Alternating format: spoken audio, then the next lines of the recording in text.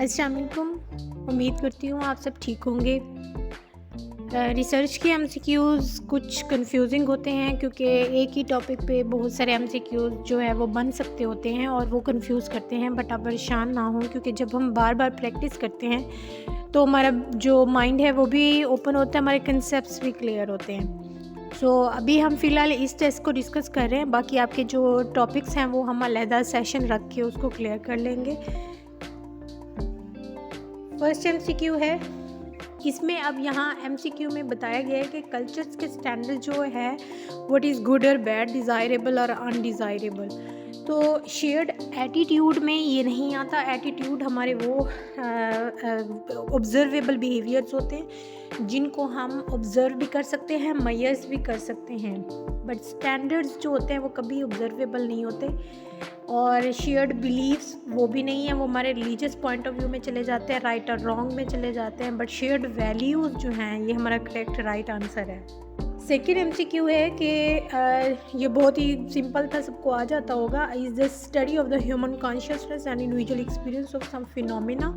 किसी भी फिनोमेना, किसी भी हैपनिंग, किसी भी इवेंट को अगर आप ऑब्जर्व कर रहे हो और कॉन्शियसली उसको देख रहे हो तो दैट इज़, ये जो डिज़ाइन है वो फिनोमिनोलॉजी है। नेक्स्ट एमसीक्यू है कि अगर आप एक स्टडी रिसर्च कर रहे हो और रिसर्च स्टडी में आपने एक से ज़्यादा केसेस लिए हैं तो वो आपके मल्टीपल केसेस में, आपके जो मल्टीपल केसेस हैं उसमें आपके पास आएगा कलेक्टिव केस स्टडी। क्योंकि आपने बेसिकली अगर केस स्टडी की बात करें तो वो सिंगल स्टडी होती है, बट अगर आप मल्टीपल केसेस की बात करें तो वो कलेक्टिव केस स्टडी होती है।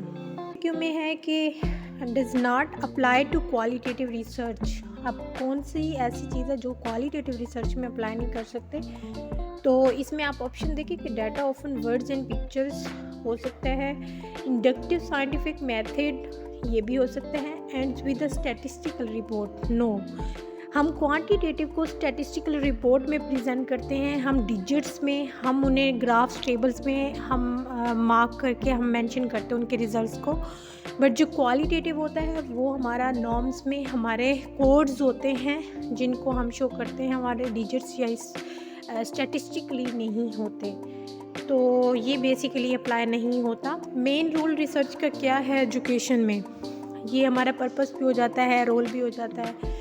तो इसमें वैसे देखा जाए तो सोशल स्टेटस भी बढ़ रहा होता है, आपकी पब्लिकेशन हो जाती है तो आपका प्रॉस्पेक्टिव जॉब का भी बढ़ जाता है, पर्सनल ग्रोथ भी हो जाती है। लेकिन इसमें जो सबसे मेन रोल है वो ये कि एप्लीकेंट के ना रिनोड एजुकेशनिस्ट जो है ना वो उसकी इंक्रीज़ हो जाती है कि what are the conditions in which type 1 error occur. Type 1 error basically वो होता है कि जिसमें हमारे पास नल हाइपोथेसिस रिजेक्ट हो जाती है बट असल में वो ट्रू होती है।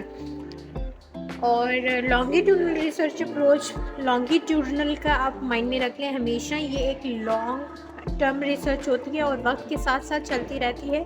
बट जो क्रॉस सेक्शनल होती है वो 1 पॉइंट स्टडी होती है, हमने एक ही फिक्स पॉइंट में रह के हमने उस स्टडी को कंडक्ट करना होता है। लॉन्गिट्यूडनल में हमने उसे लॉन्ग टर्म लेके जाना होता है। और नेक्स्ट एमसीक्यू है कि typology used in your text research in which quantitative और क्वालिटेटिव दोनों अगर मेथड सिंगल स्टडी में यूज़ हो रहे हैं तो इसे हम मिक्स रिसर्च कहते हैं।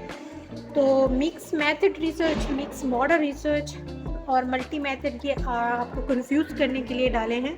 अदरवाइज़ इसका जो राइट आंसर मिक्स्ड रिसर्च, ये लास्ट एमसीक्यू में शायद टाइपिंग मिस्टेक है या वैसे एरर आया है, तो इसका राइट आंसर जो है वो क्वालिटेटिव रिसर्च है। क्योंकि जब हम ऐसा पैराडाइम यूज़ करके अपने स्टडी या रिसर्च कर रहे हों जिसकी जनरलाइजेबिलिटी कम हो तो वो क्वालिटेटिव में होती है। क्वांटिटेटिव में हम मोस्टली सैम्पल भी ज़्यादा लेते हैं, उसके जो रिज़ल्ट्स होते हैं वो कंक्लूसिव होते हैं और जनरलाइजेबल भी होते हैं। तो इसका राइट आंसर क्वालिटेटिव है।